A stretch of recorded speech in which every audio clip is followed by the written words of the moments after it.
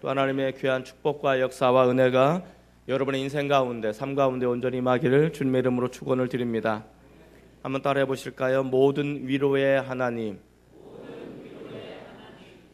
다른 말로 바꿔서 하나님께서는 모든 상황 가운데 위로하시는 손길이다라는 것을 우리에게 이야기해 주고 있습니다.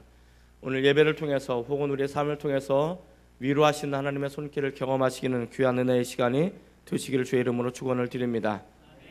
바울은 고린도 교회 성도들 향해서 두 번째 편지를 씁니다. 그리고 그들에게 문안하면서 첫 번째 말이 우리는 하나님을 찬양합시다라는 이야기였습니다. 바울이 고린도 교회를 향해서 우리는 이제 하나님을 찬양합시다, 하나님을 찬송합시다. 그런데 지금 현재 그 고린도 교회에 아직도 문제가 남아있거든요. 그리고 바울에게서 아직도 여전히 어려움 가운데 있었거든요. 그럼에도 불구하고 우리가 하나님을 찬양할 수 있는 이유는 어디에 있을까? 우리 곰곰이 한번 생각해 볼 필요가 있습니다. 예수 믿는 사람과 예수 안 믿는 사람의 궁극적인 차이점은 어디에 있을까? 평범할 때는 잘 몰라요. 평범할 때는 각기 자신에게 주어진 대로 살아갑니다. 평범할 때는 뭐 예수 믿는 사람들은 교회 열심히 나올 거고 또 안 믿는 사람들 열심히 자신의 일들을 추구하게 될 것이죠. 자, 그런데 우리가 예수 믿는 것과 예수 안 믿는 것과의 결정적인 차이점이 어디서 오냐면 어려움과 시련이 닥칠 때 발생하게 되어집니다. 어려움과 시련이 닥칠 때 특별히 내가 생각했던 것보다 훨씬 더 큰, 요즘 말로 말하면 어마무시한 그런 시련이 우리에게 당면했을 때 그때 보이는 반응들에 따라서 예수 믿는 사람과 예수 안 믿는 사람의 차이점이 궁극적으로 나타날 수 있습니다. 물론 예수 믿는 사람도 어마무시한 일을 당하게 되어지면 근심하게 됩니다. 염려하게 됩니다. 원망하게 되고 불평할 수도 있습니다. 그러나 이 원망이나 불평이 오래가진 않습니다. 오히려 이 속에서 하나님의 섭리를 발견할 수 있고 이 속에서 이것을 가지고 하나님 앞에 나가서 기도하다가 하나님의 은혜를 경험할 수 있습니다. 어쩌면 우리는 이 어마무시한 우리 해결할 수 없는 그런 시련과 어려움들 속에서 극명하게 달라지는 반응은 우리는 그럼에도 불구하고 여전히 감사할 수 있다는 것입니다. 여전히 찬양할 수 있다는 것입니다. 세상 많은 사람들은 자신의 모든 것을 잃어버리고 어려움에 빠지면 그곳에서 절대 감사가 나올 수가 없습니다. 찬양이 나올 수는 없습니다. 그 속에서 노래가 나올 수는 없습니다. 그러나 예수 믿는 사람들은 그럼에도 불구하고 그 속에서 찬양이 나오고 그럼에도 불구하고 그 속에서 감사가 나오는 것이 그리스도인의 삶의 모습이라는 것을 우리가 이야기해 주고 있습니다. 그러면 문제가 해결되어서 감사하나요? 문제가 다 없어졌기 때문에 찬양하나요? 그렇지 않아요. 여전히 문제가 있어요. 여전히 내 가운데 아직도 해결될 기미가 보이지도 않아요. 그럼에도 불구하고 우리는 하나님을 향해서 감사할 수 있는 것, 하나님에게 찬양할 수 있는 것. 왜 그럴 수 있을까? 하나님께서는 우리에게 위로의 손길로 함께 하시기 때문에 그렇다라는 것을 알 수 있습니다. 오늘 하나님은 모든 위로의 하나님이시라고 말씀을 하고 있습니다. 이 위로하시는 하나님의 손길이 오늘 우리 모두에게 임했으면 좋겠습니다. 그냥 저건 뭐 다른 사람 이야기지, 이건 성경에 쓰여진 이야기지, 저건 나하고 상관없어 라고 말씀하시면 이 메시지는 정말 상관이 없는 메시지가 될 것입니다. 그러나 하나님, 나 정말 하나님의 위로의 손길이 필요합니다. 나에게도 하나님의 동일한 은혜가 임하게 도와주시고 하나님, 내가 살아가는 삶 속에서 하나님의 위로하심이 임하게 해주시고 하나님의 능력이 내 삶 가운데 임하게 해주셔서 내가 하나님을 경험해서 내가 더 이상 흔들리지 않고 어떤 순간에든지 찬양하고 감사할 수 있게 도와주십시오라고 기도한다면 하나님께서는 여러분들의 기도를 들어응답하실 것을 믿습니다. 하나님의 살아계심을 경험하실 것을 믿게 될 것입니다. 우리가 예수를 믿는데 예수를 경험하지 못하고 우리가 하나님을 믿는데 하나님을 경험하지 못한다면 우리의 힘의 근원은 어디서 나오는지 모릅니다. 정말 중요한 것은 우린 예수 믿는 사람입니다. 예, 맞아요. 저만 예수 믿는 게 아니죠. 우리 모두는 예수 믿는 사람입니다. 여러분들은 하나님을 믿는 사람입니다. 그럼 한번 물어보겠습니다. 이런 어려운 것은 늘 성가대한테 질문하게 되더라고요. 자, 고개를 유면하지 마시고.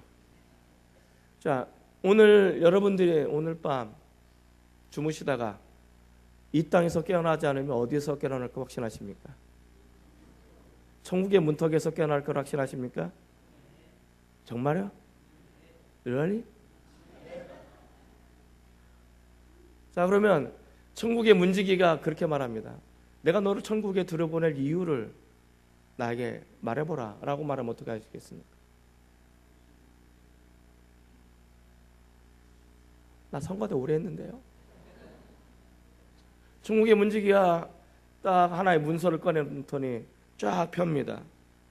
야, 2015년 1월 며칠 날 너 이거 너 이때 죄 졌네? 1990 몇 년 너 이렇게 했네?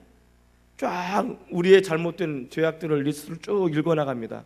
쭉 읽어나가고서 야, 너 이런데 내가 너를 천국에 들어보내야 돼? 라고 말하면 여러분들 어떻게 하시겠습니까?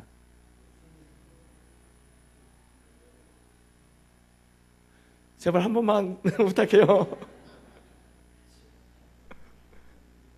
나 지옥 가기 싫단 말이에요. 한 번만 용서해 주세요. 뭐 이렇게 할 거예요? 만약에 똑같이 여러분에게 당면했다고 생각합시다. 천국의 문턱에 저 멀리 천국이 보이는 문이 보이고 아름다운 곳이 보입니다. 문지기가 딱 가로막습니다. 야, 내가 너를 왜 이곳에 들여보내야 되지? 라고 묻습니다. 아, 내가 예수 믿기 때문에. 그래? 그럼 보자. 우리의 죄의 목록을 쭉 드러내서 열거하십니다. 또 이렇게 했는데? 너 이렇게 했는데? 2018년 3월 11일 날도 예배 시간에 졸았잖아. 자, 뭐 이런 목록을 쭉 나열하면서 야, 너 이런데 내가 너 들여보내야 돼? 라고 말하면 여러분 어떻게 하실래요?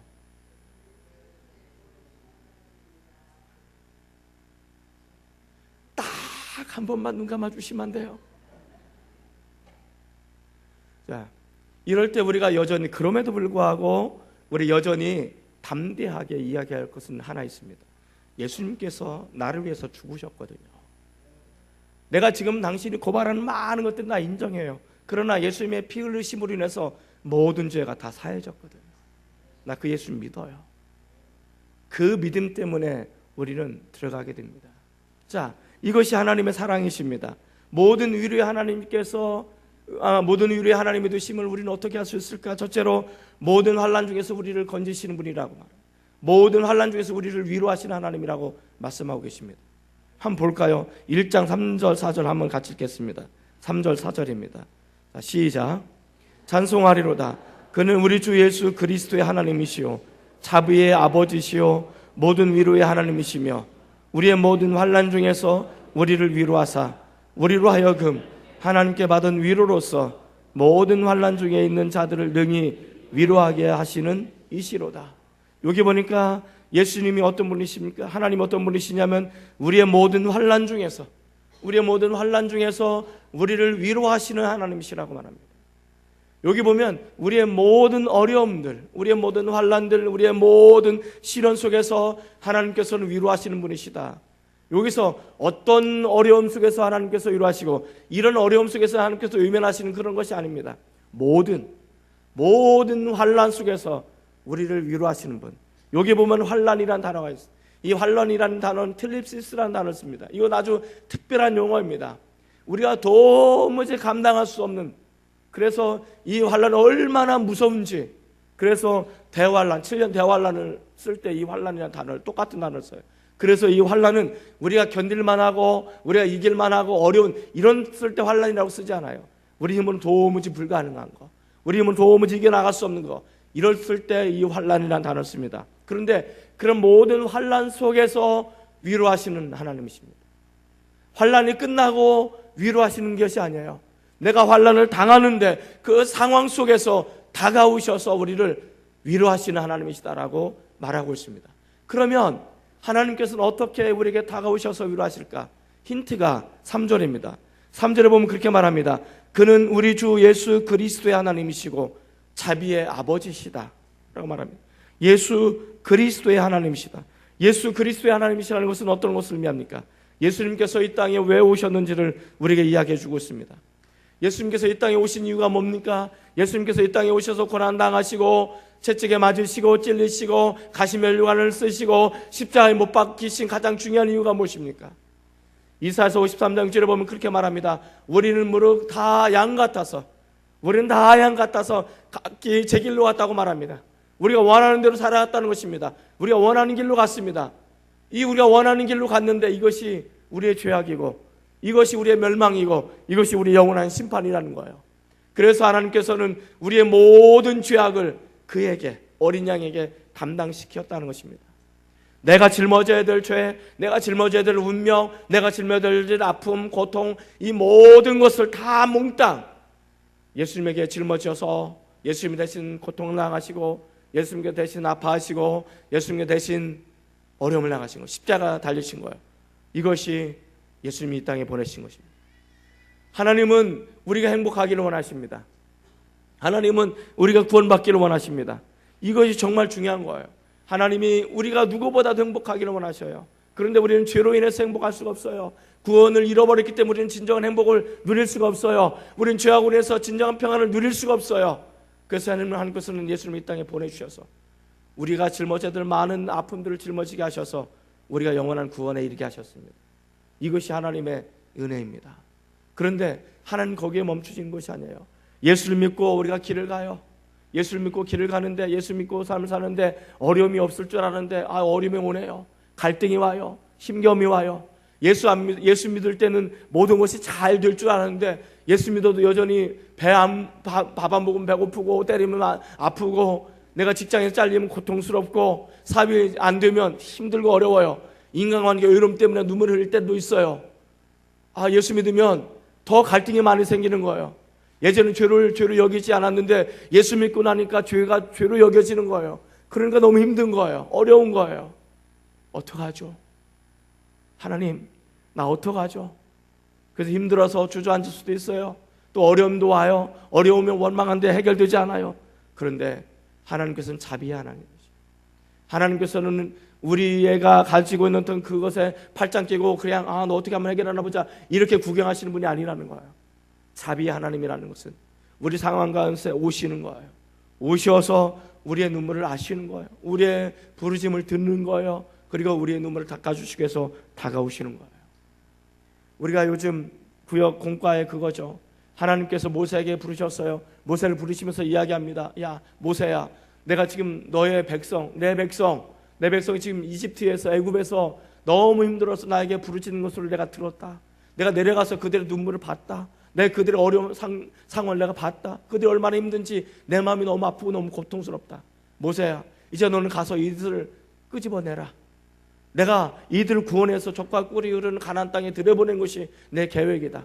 이제 내가 너를 보내니 이 눈물 많은 곳에서 건져내서 젖과 꿀이 가나안 땅에 들여보냈으면 좋겠다 라고 말씀하시는 거예요. 하나님은 저 멀리 계신 게 아니고 하나님은 언제나 우리와 가까이 계셔서 우리가 흘리는 눈물, 우리가 부르짖는 그 부르짖음, 우리가 하나님 앞에 하소연하는 그 하소연, 때로는 아무것도 기도할 수 없을 때 하나님께서 그 마음속까지도 신음도 아시는 분이 우리 주님이십니다. 그리고 우리에게 다가오셔서 우리를 위로하시는 분입니다. 저는 어떻게 우리 가운데 위로하실지 모르겠어요. 아마 바울에도 똑같을 거예요. 바울이 지금 현재 하나님 찬양하자라고 말했지만 바울이 주님을 위해서 살아갈 때 얼마나 많은 어려움들이 있었는지 몰라요. 그런데 그때마다 바울이 포기하지 않았거든요. 여전히 예수 믿어야 구원받습니다.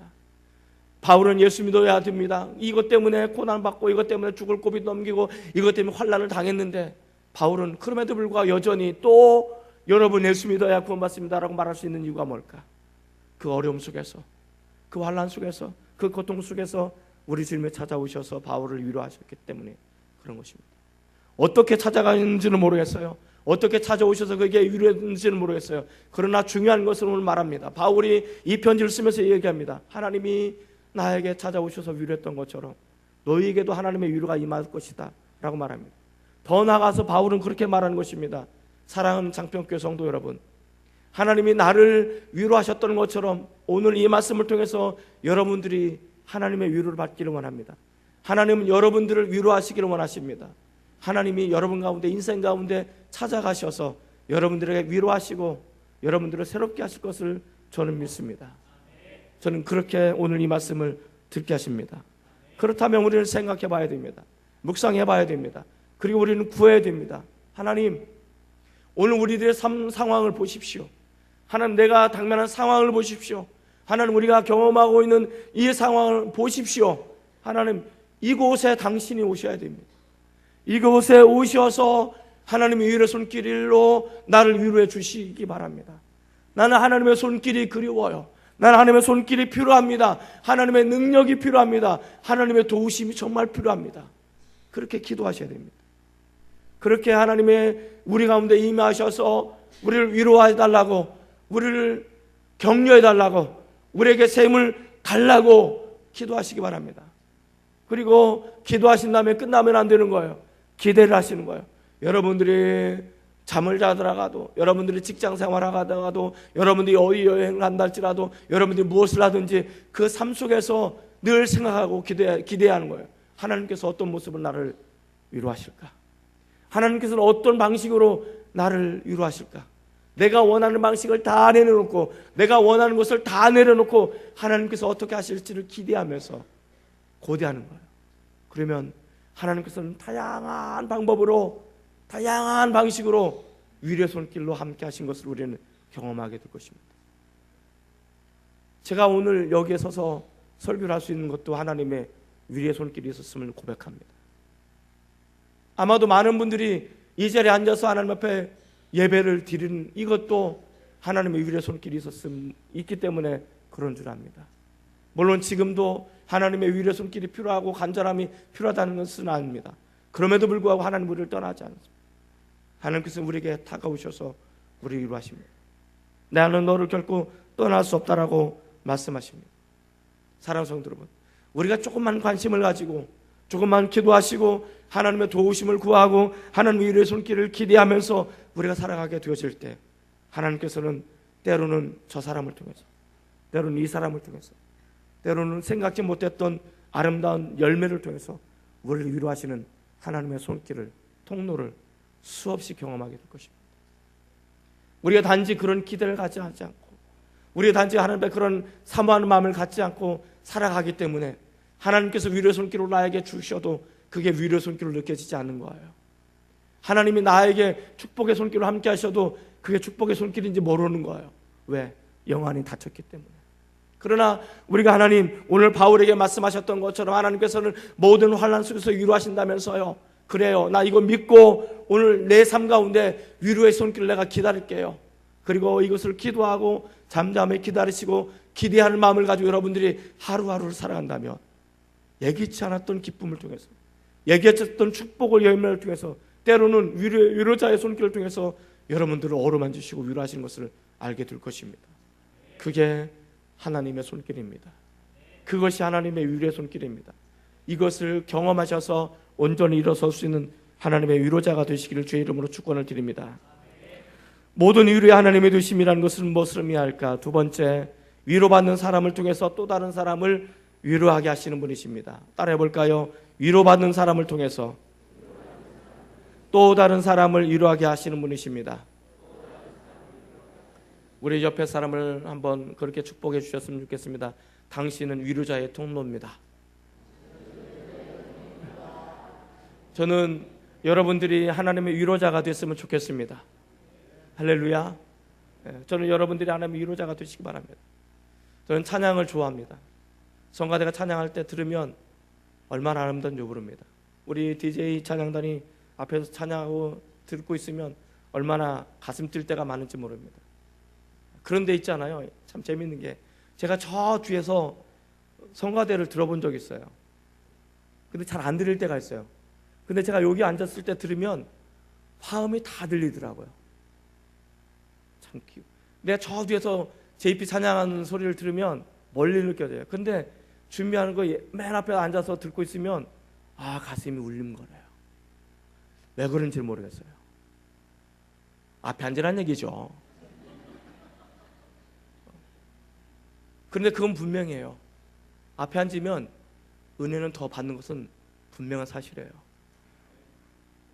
제가 지난 수요일 날 여러분 기도하고 싶으십니까? 예. 정말 기도 회복하기를 원하십니까? 예. 제 말대로 하시겠습니까? 예. 제가 알려줬어요. 딱 한 사람 순종했어요. 제가 어떻게 알려줬냐면, 여러분 정말 우리가 요즘 새벽에 되게 막 통성으로 기도하잖아요. 그래서 제가 늘 목이 이렇잖아요. 열심히 기도해요. 여러분 열심히 막 기도하고 싶죠? 회복하고 싶죠? 예. 그러면 앞자리 나와서 기도하십시오. 왜냐면 앞에는 텅 비었거든요.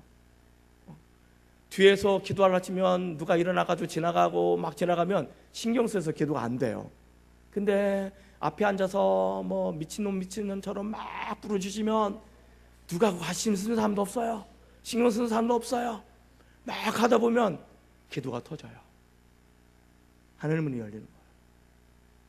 그리고 기도에 휩싸이는 거예요. 아, 얼마나 놀란지. 그리고 기도 잘하고 싶으면 막 기도 큰 소리 막 열심히 하는 사람 옆에 가면 돼요. 옆에 가면 저절로 전염이 돼요. 저절로 기도가 돼요. 정말 기도 잘하고 싶죠? 아이고, 잘 안 하고 싶은가 봐. 자, 그러려면 새벽에 앞에 나와서 막 손 들고 막 미친 듯이 주님의 이름을 부르고 하고 막 기도해 보십시오.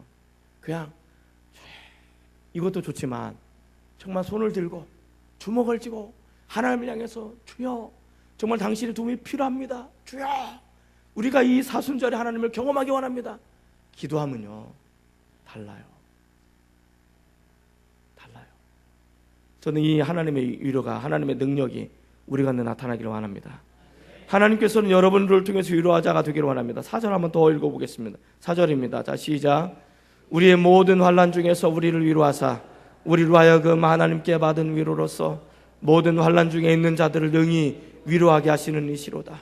하나님은 그렇게 말합니다. 우리가 모든 환난 중에서 위로를 받고, 내가 하나님의 위로를 가지고 모든 환난 중에 있는 자들을 능히 위로하게 하시는 분이시로다. 내가 위로를 받고 보니까, 내 하나님의 위로의 손길이 내 안에 있다 보니까 하나님께서 나를 또 다른 사람에게 파송하는 것을 우리는 알 수 있습니다. 한 번 더 읽어보겠습니다. 1장 6절입니다. 1장 6절 같이 있습니다. 시작. 우리가 환난을 당한 것도 너희가 위로와 구원을 받게 하려는 것이요, 우리가 위로를 받는 것도 너희가 위로를 받게 하려는 것이니 이 위로가 너희 속에서 역사하여 우리가 받는 것 같은 고난을 너희도 견디게 하느니라.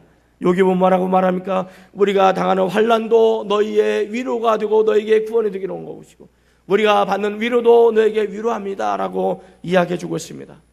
바울은 그렇게 말합니다. 내가 환난을 당하는 것도, 내가 위로를 받는 것도 너희의 구원과 위로를 하기 위해서다라고 이야기해 주고 있습니다. 그래서 너희가 고난 가운데 이 위로를 받음으로 인해서 고난도 너끈히 얼마든지 이겨나가고 견디게 할 거라고 이야기해 주고 있습니다.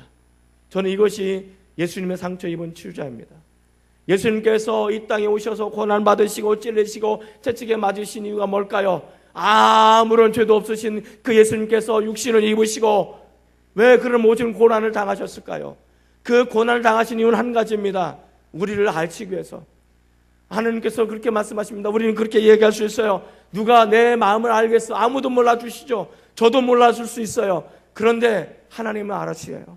예수님 알아준다고 말씀하십니다. 우리가 때로는 근심과 연념과 시련과 어려움 때문에 끙끙거리고 있어요. 어려운 가운데 있어요. 그런데 예수님께서는 고난을 당하셨어요. 우리가 당하는 고난을 똑같이 당하셨어요. 우리 주님께서 똑같이 고난을 당하시면서 우리에게 다가오셔요. 야, 내가 네 아픔 알아. 네 눈물 알아. 너 이렇게 고통스럽고 너 이렇게 힘들지, 어렵지, 내가 너 알아 라고 말씀하셔요. 그러면서 뭐라고 말씀하시는 거예요? 야, 이제 내가 너 거기에서 노임받게 해주고 싶어. 내가 너희 고통당하면 더 이상 고통당하지 않게 해주고 싶어. 그리고 고통당한다 할지라도 이것의 고통을 너희가 견디고 이겨나가게 해주고 싶어 라고 말씀하시는 거예요. 그러면서 우리에게 다가오셔요. 이제 내 손 잡으라고, 나 봐보라고. 그리고 우리가 예수님을 통해서 우리가 가지고 있는 모든 아픔들이 예수님께 전달이 되는 거예요. 그리고 예수님이 가지고 있던 그 평강과 은혜와 기쁨이 나에게 전달이 되는 거예요. 그것이 예수님과의 인격적인 만남이에요. 예수님을 경험해야 되는 거예요. 여러분, 이 예수님을 만나셔야 돼요. 이 예수님을 경험하셔야 돼요. 이 예수님을 경험하시게 될 때 우리는 내가 환난 속에서 어떻게 위로를 받은지 알아요. 그리고 이 위로를 가지고 우리는 일어설 수 있는 거예요. 더 놀라운 것이 뭔지 아십니까? 제 오른쪽 다리에 보면 이만한 상처 흉터가 있어요. 제가 아주 어렸을 때 이만큼 살찐 푹 떨어져 나간 거예요. 떨어져 나갔는데 그때는 시골이라 병원도 못 가고 뭐 했냐면 옛날 상아뼈라고 오징어 뼈라고 있어요. 조그만한 거, 흰 거, 손바닥만한 거, 그런 거 아시나요? 이거 갈아가지고 여기다 집어넣어가지고 헝겊으로 둥둥 매였어요. 그게 끝이에요. 그때는 그랬단 말이에요. 제가 살 때는. 그래서 제가 나이가 많은 건 아니에요. 제가 살 때는 그랬어요. 그래가지고 근데 이제 나중에 회복됐는데 거기도 아직도 이만한 흉터가 남아있어요. 자, 근데 이것 때문에 더 이상 내가 아프진 않아요. 이 흉터 때문에 내가 더 이상 고통스럽진 않아요. 제가 왜 이 이야기를 드리냐면, 우리가 고난이라는 상처가, 나를 핥히고 난 상처가 있을 수 있어요. 치유받아도, 은혜 받아도 상처는, 흔적은 남을 수 있어요. 그런데 그 흔적 때문에 내가 더 이상 아파하진 않아요. 그 흔적 때문에 더 이상 고통당하진 않아요. 그럼 하나님께서는 왜 이 흔적을 없애주지 않고 그대로 남겨뒀을까? 한 가지예요. 그 흔적을 통해서 다른 사람의 아픔을 보라는 거예요. 내가 가지고 있는 상처의 흔적을 통해서 다른 사람의 눈물을 보라는 거예요. 다른 게 아니에요. 그거예요. 저는 다른 사람보다 고난을 많이 받았는지는 모르겠어요. 저는 받았다고 생각해요. 참 어려움도 많이 겪었어요. 왜 겪었는지 모르겠어요. 근데 목사가 되고 나서 보니까 알겠어요. 그게 흔적들이 다른 사람이 이해하고 바라볼 수 있는 눈이 생긴 거예요. 제가 신방을 하고 또 기도해 줄 때 안수 기도를 해줘요. 머리에 손을 얹고 기도하다 보면 그 사람이 기도 제목 내놓지 않았지만, 그 사람이 말하진 않았지만 그 사람이 가지고 있는 아픔이 느껴져요. 손끝으로 제 마음을 전달될 때가 많아요. 알아요. 말하지 않아도 알아요. 무슨 뭐 커피 광고도 아니고 말하지 않아도 알아요. 그것을 위해서 기도해 줄 수 있어요. 이게 위로자인 거예요. 하나님께서 여러분들에게 수많은 시련을 당하고 어려움을 당하고 또 고통을 당할 수 있어요. 그러나 그 속에 오셔서 위로와의 손길로 하나님을 경험한다면 여러분이 가지고 있는 그 아픔 때문에 더 이상 아파하지 않을 수 있어요. 그러나 그 흔적을 통해서, 그 통로를 통해서 다른 사람의 아픔을 느끼는 거예요. 우리는 어떤 사람이 고통당하고 있어요. 참 힘들죠. 어렵죠. 힘내세요. 이겨나갈 수 있을 거예요. 그런데 위로가 안 돼요. 위로가 안 돼요. 그런데 이 사람보다 더 아픈 사람이 와요. 더 아픈 사람 찾아와가지고 손을 꼭 잡고 그렇게 말해요. 내가 알지. 알아. 그 한마디면 끝나는 거예요. 더 이상 말이 필요 없어요. 그 한마디면 모든 위로가 그걸로 전달해 되는 거예요. 왜 그럴까요? 이 사람 알거든요. 그 아픔이 어떤 것인지, 그 고통이 어떤 것인지 알거든요. 그래서 하나님의 위로를 가지고 가는 거예요. 손 잡아주고 내가 알아. 좀만 힘내. 그러면 끝나는 거예요. 뭐가 더 필요해요? 어떤 것이 더 필요해요? 이것이 위로자예요. 하나님께서는 저와 여러분들에게 그렇게 위로자의 손길이 되기를 소망하시는 거예요. 세상에는 너무나 많은 사람들이 아파하고 있어요. 너무나 많은 사람들이 고통에 가고 있어요. 그래서 사람들이 극단적으로 바뀌기 시작해요. 극단적으로 생각해요. 그래서 극단적으로 행동을 해요. 그래서 사회가 점점 힘들어지고 어려워져요. 누구 책임이에요? 우리 책임이에요. 우리가 그들을 찾아가지 않아서, 우리가 그들의 아픔을 닦아주지 않고 그들의 눈물을 닦아주지 않아서 그런 거예요. 목사님, 나도 힘들어 죽겠어요. 알죠. 근데 우리가 다른 게 뭐예요? 예수님을 가지고 계시잖아요. 예수님의 이루가 있잖아요. 십자가의 능력이 있잖아요. 이거 있는데 뭐가 힘들어요? 뭐가 어려워요? 여러분, 이 한 가지를 가지고 나가셔야 돼요. 위로자가 되시기 바랍니다. 하나님께서는 여러분들의 손길을 통해서, 여러분들의 눈길을 통해서, 여러분들의 마음을 통해서 이 세상의 많은 사람들이 좀 더 위로받기를 원하시는 그런 하나님의 힘을 우리에게 이야기해 주고 있습니다. 그런 위로자가 되시기를 주의 이름으로 축원을 드립니다. 마지막으로 모든 위로의 하나님이 되신다는 것은 어떤 의미일까? 오직 하나님만을 바라보고 의지하게 만드신 분이기 때문에 그렇습니다. 1장 8절 말씀을 같이 한번 읽겠습니다. 1장 8절입니다. 1장 8절. 자, 시작. 형제들아, 우리가 아시아에서 당한 환난을 너희가 모르기를 원하지 아니하노니 힘에 겹도록 심한 고난을 당하여 살 소망까지 끊어지고. 바울이 고백합니다. 야, 니네 우리가 아시아에서 당했던 이 고난 너희가 알지? 우리가 이때 얼마나 힘들었는지 너희도 알잖아. 우리는 살 소망이 끊어졌어. 이때 우리가 뭐라고 생각하냐면, 아, 이제 우리는 죽었구나. 여기서 끝나는구나. 우리가 이제 하늘나라 가는구나. 이렇게 생각했었어라고 말합니다. 9절 말씀 한번 더 읽어보겠습니다. 9절. 자, 시작. 우리는 우리 자신이 사형 선고를 받은 줄 알았으니 이는 우리로 자기를 의지하지 말고 오직 죽은 자를 다시 살리시는 하나님만 의지하게 하심이라. 누구만? 하나님만. 하나님만. 이제 내가 사형 선고를 당한 줄 우리가 알았어요. 우리 이제 여기서 죽는구나. 끝났어요. 그러니까 여기서 끝났다고 생각하니까 바울이 어떤 생각이 드냐면, 이제 내가 가지고 내 모든 거 의지하지 않는다는 거예요. 총도 의지하지 않는다는 거예요. 세상 누구 의지하지 않는다는 거. 이거 의지할 거 하나도 없다는 거죠. 그리고 오직 죽음에서 건지시는 하나님만 내가 바라보겠다. 하나님만 의지하겠다는 거. 아마도 이건 이와 비슷하지 않을까 싶어요. 우리가 어떤 큰 시련을 놓으면 우리가 그 시련을 해결하려고 사방팔방 다 뛰어다녀요. 막 해보고 별거 다 해요. 그런데 해결이 안 돼요. 그럼 우리는 어떻게 합니까? 두 손 들고 옵니다. 누구 앞에? 하나님 앞에. 이제 하나님만 의지하겠습니다. 할 거 다 해놓고 안 되니까 이제 어쩔 수 없는 거예요. 오직 하나님만 의지합니다. 이게 지금 그거예요. 하나님께서 때로는 어려움을 통해서 오직 하나님만 바라보라고, 오직 하나님만 의지하게 만드시는 분이라고 말하고 있는 거예요. 사랑하는 성도 여러분, 우리가 오직 하나님을 바라보는 것, 이 환난 속에서, 어려움 속에서 우리가 다가오셔서 우리를 위로하시게 되어질 때 우리는 우리 위로하시는 손길을 통해서 오직 하나님만을 바라보게 되어집니다. 우리가 다른 거 바라보고 싶은 마음이 있습니다. 저도 목사지만 다른 거 바라보고 싶은 마음이 얼마나 많습니다. 나도 저렇게 살고 싶은데, 나도 이렇게 살고 싶은데, 나도 저렇게 되고 싶은데 왜 없겠어요? 그런데 때로는요, 오직 하나님만 바라보게 만듭니다. 오직 하나님만 의지할 때가 있어요. 여러분, 오직 하나님만 의지하시기 바랍니다. 하나님만 의지하게 될 때 어떤 일이 일어날까요? 10절 말씀을 한번 같이 읽어보겠습니다. 10절입니다. 자, 시작. 그가 이같이 큰 사망에서 우리를 건지셨고 또 건지실 것이며 이후에도 건지시기를 그에게 바라노라. 그가 이같이 큰 사망에서 내가 하나님만을 전적으로 바라보고 하나님 당신밖에 없습니다, 당신만을 의지합니다라고 두 손 들고 하나님 앞에 나갔더니 그때 보여지는 것이 있어요. 내 눈이 열려지더니 과거에 내가 하나님을 믿던 시절이 생각나는 거예요. 그때는 내가 죽을 수밖에 없는 죄인이라는 걸 깨달았어요. 예수님의 십자가가 뭔지도 모르고 있었던 때였어요. 그런데 예수님의 십자가를 통해서 내가 영원한 구원받은 것을 깨달은 때가 오는 거예요. 또 뒤돌아보니까 내가 살아오면서 정말 크고 작은 일들이 있어요. 그때는 몰랐는데, 그때는 깨닫지 못했는데, 그때는 하나님이 나를 떠난 것처럼 생각해서 원망했었는데 알고 보니까 하나님께서는 보이지 않는 손길로 나를 이끄셨던 거예요. 뒤돌아보니까 하나님의 손길을 보이는 거예요. 아, 하나님께서 이렇게 건지셨구나, 이렇게 나를 건지셨구나. 그 고백을 통해서 바울은 말하는 것입니다. 지금도 우리를 건지시고, 지금도 건지시고, 앞으로도 미래도 우리를 건지시는 분이 하나님이시구나. 이걸 느낀 거예요. 하나님만 전적으로 바라보기 전에는 안 보였어요. 내가 하나님의 위로를 통해서 하나님만 전적으로 바라보게 되다 보니까, 하나님만 전적으로 나와서 기도하다 보니까, 내가 두 손 들고 하나님만 바라보니까 이게 보이기 시작하는 거예요.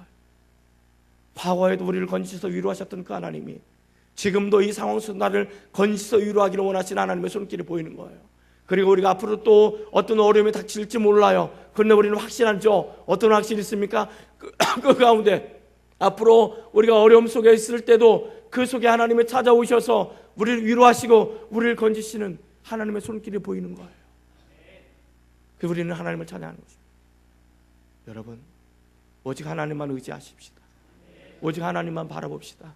그래서 오직 하나님만 바라봐서 정말 하나님만 구하고 하나님만 찾아서 우리가 위로하신 하나님의 손길을 통해서 다시 한번 너끈히 이기게 하시는, 제가 이 고린도후서를 요즘 계속 묵상하고 있잖아요. 예전에 읽었던 거 얼마나 많이 읽은 건지 몰라요. 근데 또 감동이 되는 거예요. 어떤 상황 속에서도 이기게 하신 하나님, 우리를 이기게 하신 하나님. 나는 이길 수 없는데, 나는 도무지 승리할 수 없는데 마지막에서라도 우리를 이기게 하시는 하나님, 이 상황을 이기게 하신 하나님을 우리에게 보여주게 됩니다. 기도하시겠습니다. 하나님, 지금 이